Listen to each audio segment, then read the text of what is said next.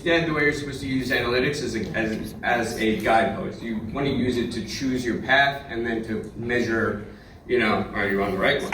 Analytics are for insights. You want to be using it to identify opportunities, develop strategies, measure your success, and diagnose problems. And the truth is, Google Analytics was not built for you. It is not for publishers whatsoever. Google built it for advertisers and for e-commerce and for all of that. So a lot of those reports have nothing to do for you or require additional setup and hooks on your site to really get the most out of them. But these 3 key reports tell you a lot of information in a pretty understandable way, and they're probably the ones that you're already using, right? So it's the the audience report, the acquisition report, and the behavior report. And you might wonder where to even go to do this. And when I found this out, I was using Google Analytics as a publisher for like 6 years before I ever noticed that it's the most obvious thing in any Google Analytics dashboard. And I've never gone and done it. But let me back up. What are segments? Segments break down this big overview that you have on all of these 3 reports or any other report, and allow you to see it into smaller buckets based on user behavior. Did they sign up to the newsletter? Did they, did they come from a certain social source? But most important for me is how many times did they visit my site in a 30-day period?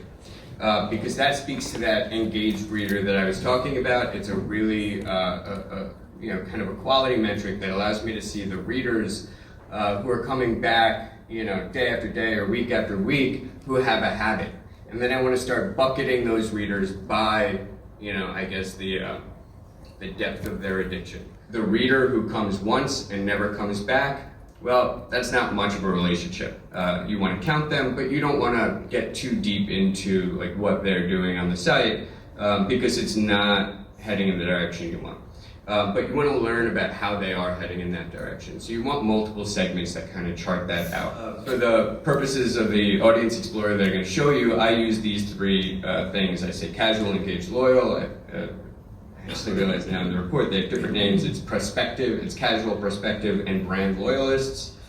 And I named it that way because I'm terrible at naming things. Except my son, he's got a great name. My wife named him.